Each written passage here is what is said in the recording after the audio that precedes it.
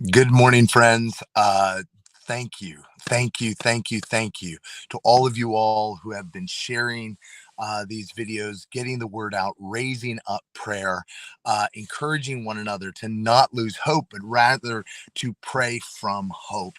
Oh, God is on the move. God is on the move. And there are so many good things. I can't say it enough. The news by nature is always going to highlight the negative and attempt to blow up the negative and make it the entire narrative. There is plenty of bad things happening. A great example of this is, we're seeing that the Russian army is targeting soft targets, particularly things like hospitals and orphanages and schools. But the amazing thing is, like, they'll hit an orphanage and very few people die, even though there are tons of kids there. There was last night. There was a report that they had marked the biggest children's hospital in Kyiv with 7 different marks that they use to people on the ground will mark them so that bombers can know to attack there. They found all the marks and erased them, right? Protecting the hospital. God's giving wisdom and insight. He's getting people out of harm's way at the right time. But there is still tragedy. Yes, there is still horrible things, but you got to understand that, yes, at this point, they're estimating 2,000 civilians dead. But please remember, that's out of 44 million. Yeah, every life, the death of every one of his children is precious to the Lord. But if we go there, we're going to lose hope. We're going to go to fear. We're going to go to panic. We're going to go to rage.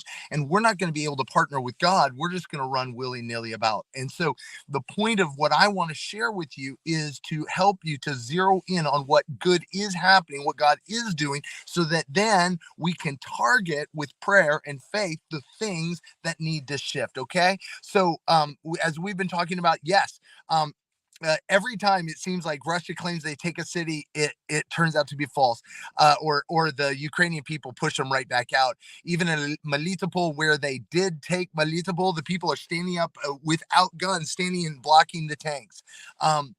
In Kharkov, they're fighting street to street. And listen, let me just tell you, it's easy to send a bomb in. It is very, very difficult to actually possess a city, let alone one that absolutely doesn't want you there. I was listening to an interview with former General Petraeus, who was over the troops in Afghanistan and Iraq, and he said, "I can't imagine a more difficult thing than attempt to come into a country where everybody universally doesn't want you." He said, "I would never even attempt that. It's unbelievable." And so one of the things that's happening is, Russia yesterday claimed to have taken Kherson in the south to the and why is this important?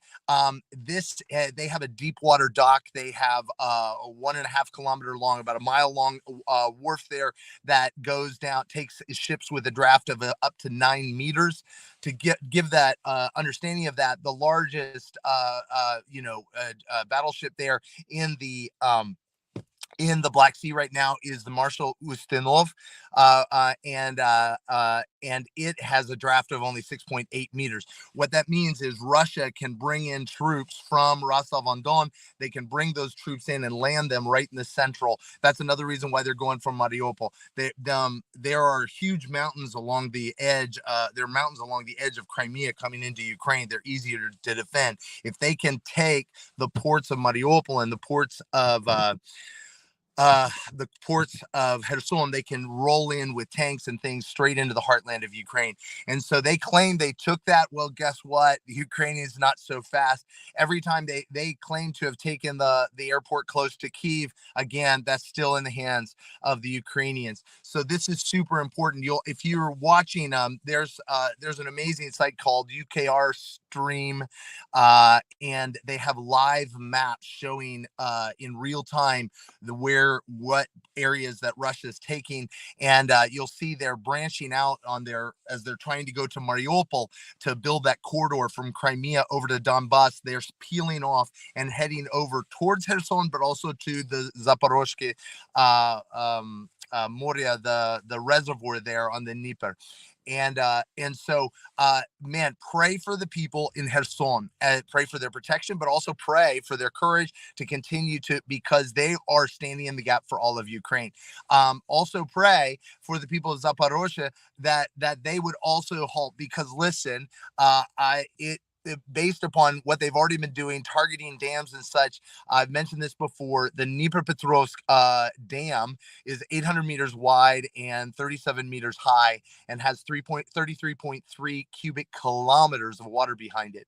And when the Soviets destroyed it in 1941, they killed 20,000 to 100,000 people to deny it to the Nazis. So the devastation would be unimaginable. I've said this before. Putin has switched from a surgical strike where he's trying to take out Zelensky.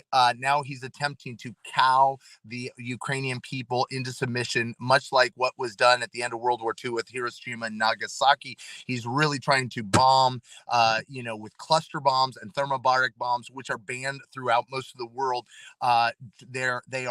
Because they are unable to be targeted to people to simply military targets. They actually cause massive civilian casualties and devastation.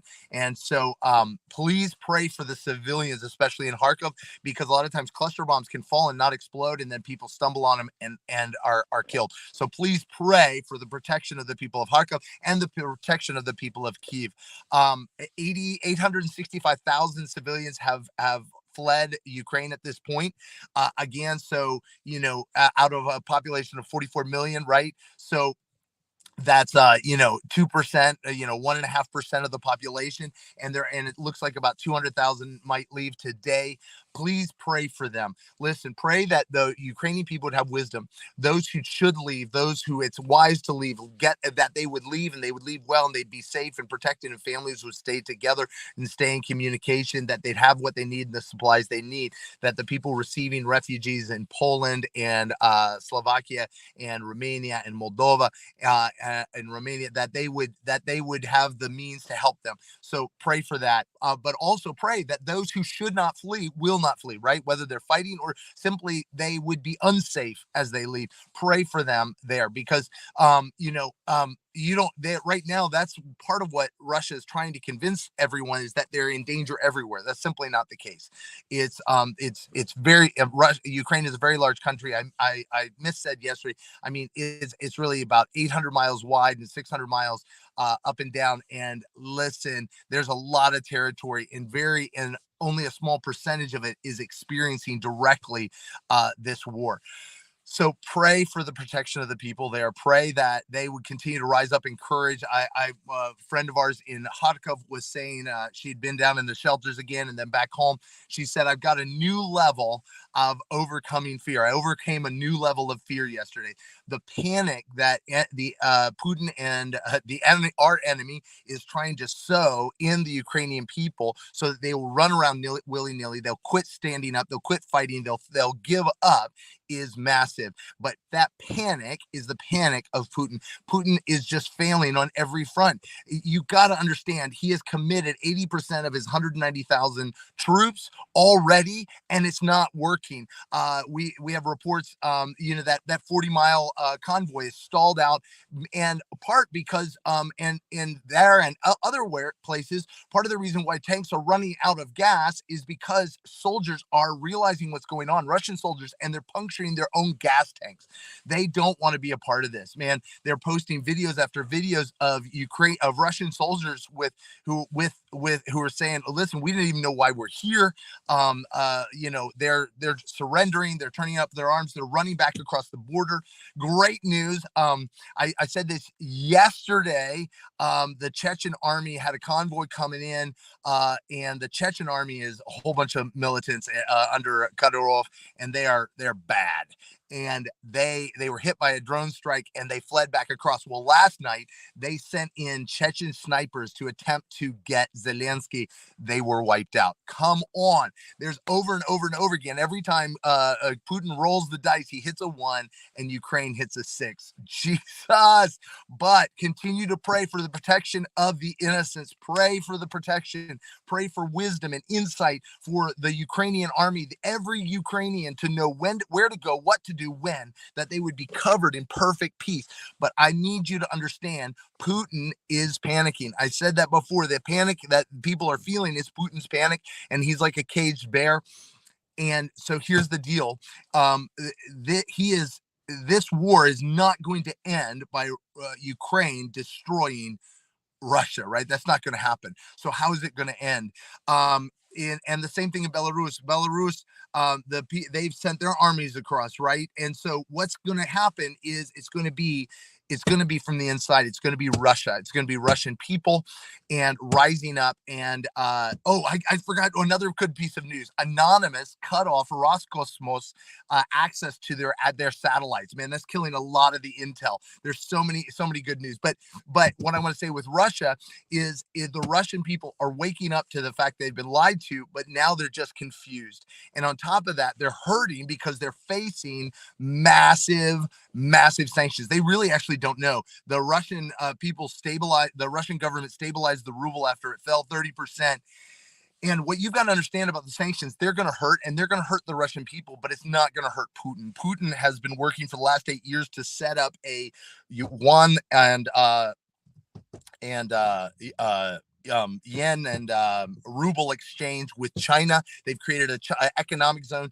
Don't buy into the fact that China's backing off of Russia. No, they built this on purpose. They have a deal where they will absorb all the raw materials from Russia and return with goods. They will launder all of Russia's money to the world. So listen, sanctions are going to hurt, but they're going to hurt the Russian people. And that's the strength of it. That pray that the Russian people would rise up. They're passing a law right now that would make rising up against the war treason. That's huge. But even so, one of the huge things was the head of the Gagarinsky Rayon. That's a local region in Moscow. The head of the government there in that region, he came out against the war. That's nuts. You don't understand. These guys hold the party line at all costs. They know who butters their bread on both sides. The oligarchs, we have 4 major oligarchs already who have spoken out, and Deripaska,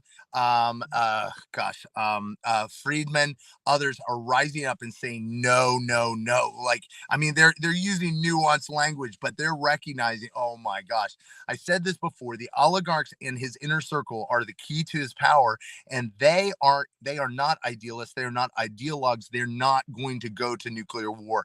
They'll lose everything, and they don't want to go to economic nuclear war either. So there's cracks in his inner circle that are super key, because it's going to be his inner circle and the will of the people that's going to bring him down. So please be praying for him, for that. Again, we continue to pray for the whole situation in I keep hearing that Isaiah 37:28 and 29, I'm going to lead you by the nose, talking about King Sennacherib, back by the way he came. Sennacherib was attacking Israel and with overwhelming military force. And guess what? He turned, in a moment heard a rumor that his country, that his kingdom was in danger. So he runs back, gets home, and is actually assassinated.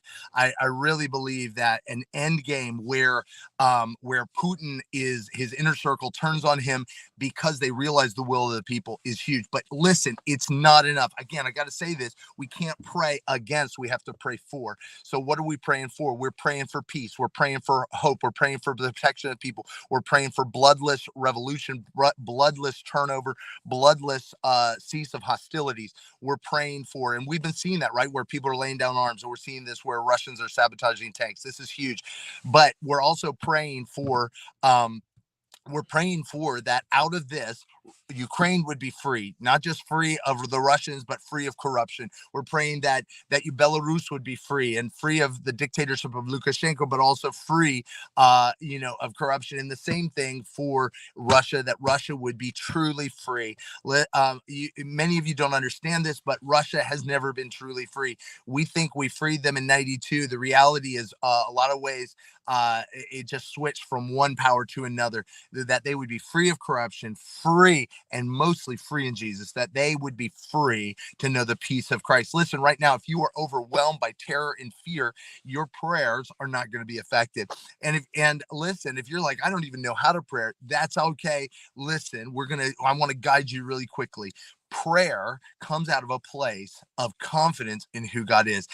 Hebrews tells us that if you're going to come to God, you got to believe that he is essentially who he is, right? That he is the good, that he's loving, that he's kind, he's powerful, and that he is for you. And then from that place of hope, you can begin to pray what he has, his will in the earth, right? It talks about in Romans 12 that the renewed mind is able to perceive the will of God and bring it to pass. And so what I want to say right now is, if you are overcome by hopelessness and fear right now, just join me and say, Jesus, I give you my fear. I give you my hopelessness. I give you my terror. I give you my life. Oh man, Jesus said, if you'll seek your life, seek to keep your life and save your life, you'll lose it. But if you give it up to him, he'll keep it safe, right? He will be your life. And so right now, just Jesus, I receive your peace. I receive your hope. I receive your courage. And I want to see this whole situation the way you do, with the eyes of hope, and begin to move. Man, I can't tell you enough. These prayers are moving because we are seeing miracle after miracle. People talking about experiencing supernatural peace, experiencing bombs not going off, missiles not reaching their destination. All the confusion of the enemy, all these things have been so real. And so the testimonies we're hearing of supernatural intervention, I can't say it enough. Not a single intel agency called this as going beyond 36 to 48 hours. They thought Ukraine would be rolled up in an instant. Nobody called this. This is God. Don't get it twisted. Don't let them try to rework the narrative and cover themselves after the fact. Again, Russia still does not have air superiority. That should have happened day one.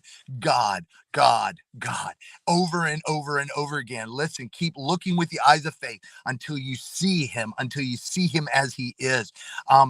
Keep looking.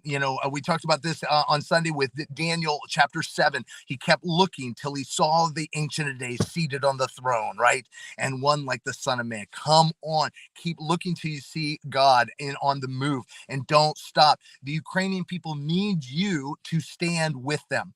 They need you to stand with them so that they need you. Man, I cannot tell you the number of people that say thank you, that you're praying for. Number of people told us that are in the middle of war zones, say, listen, it doesn't, yes, there are bombs, yes, that, but this is a spiritual battle. They know that.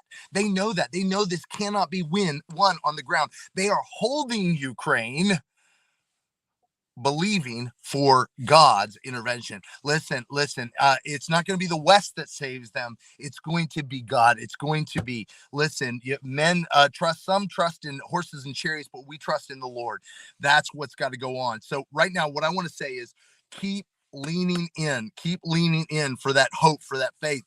Again, you get testimonies, send them our way. You get reports, bring them to me. I'm so grateful for all of you all who've been sending those to us. It's so helpful. We're trying to piece together a overarching picture. I want to address really quickly. Some people are confused. Because we speak Russian, no, we are not in Ukraine. We lived in Russia and ministered in Russia and Ukraine for 7 years.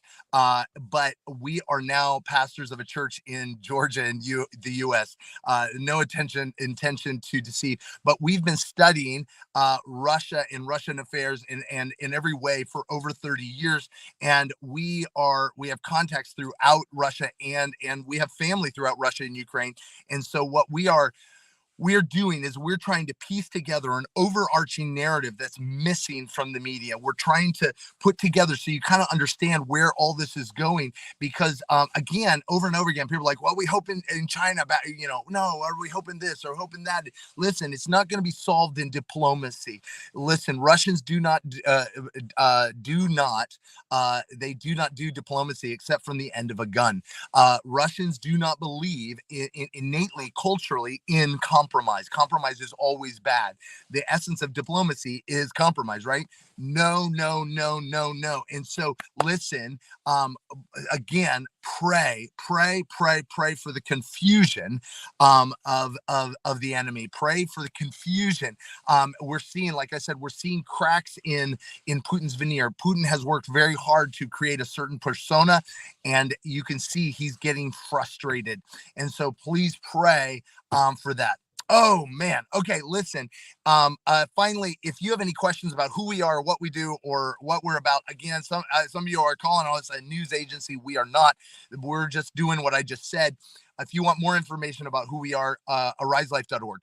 Again, we're not trying to be anything we're not. We're just trying to encourage people to pray from hope and pray with faith to see God's will be done on the earth, that it may be on earth as it is in heaven. And finally, I want to finally finish with this. If you're wondering what God's will is, Jesus made it clear in John 10:10. The enemy comes to steal, kill, and destroy. What's going on right now? It's kill, steal, and destroy. So that's the enemy. That is not God. Don't get it twisted.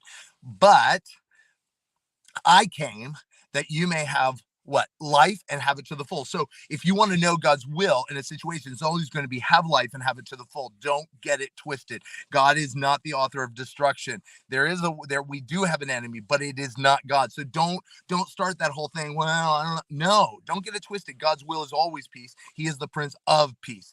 His goal is deliverance of those who are tormented, those who are in slavery, those who are in bondage. Final piece is, yes, some people brought up human trafficking. Human trafficking is widespread across Ukraine and Russia. Difference between Ukraine and Russia: Ukraine, human trafficking is tacitly in order to have any power, you have to partner with the mafia in some way, shape, or form, but it's a loose coalition. It's kind of like I'll turn a blind eye. In Russia, nothing happens in the mafia without tacit approval of the government. So listen, don't get it twisted. Putin's saying he's going to deal with stamp out human trafficking. That's a lie. It's just not true. Don't He is not a savior in any sense of the word. And all we want to see human trafficking wiped out of that entire region. That's another big thing in times of crisis, in times of refugee crises. Human trafficking goes up way. Pray for protection. Pray that all the people who take advantage of the situation would be shut down. And I keep saying the final thing, but this is the final thing. Right now, be aware they're going to be scammers. There are always scammers looking for money. We're not going to be asking you for money. That's not what we do. The reality is most organizations they'll be able to provide for refugees once they leave Ukraine, but most organizations don't have the ability to actually help people on the ground. So most of the ways you're going to be able to help people on the ground is through individuals. So hear me on this. Don't give money to anybody you at least don't fully trust the person who knows the person. Like, let's do degrees of separation. Don't give money to people unless you know the person really well, and they know the person really, really well. We have a friend who's from Kharkov, who lives in Poland, and we trust him, right? We trust him, and he is distributing monies to like hospices and people who are starving, the people in homes for disabilities, shut-ins and things like that, who are not getting food. We know him, right? And so we trust him. But don't be on the lookout. Be on the lookout. There's going to be scammers. I know many of you want to help, but just be really careful, because we really want the monies to get there, right? And we want the support to go to the right places. So we love you guys. You got questions, you got concerns. We are overwhelmed by comments. We love it. We're trying to figure out a way to bring on some other folks around us to partner with us to help with comments and your questions. But please continue to share these. Please continue to get the word out. You don't understand how important the number of you that are telling us that this is life and death for you, that there's hope. Ian, the Ukrainians on the ground are saying this. Thank you. It's an unbelievable honor and privilege to stand in this place. We never expected. We were just doing these for our church. But please, as you keep getting out the word, that would be super, super helpful. If you would share it, if you would like it, if you would comment, because the nature of the things with Facebook and YouTube is especially YouTube, if you're watching YouTube, we've been in a hole there. That will help to get the word out. But be blessed. We love you guys. Take care.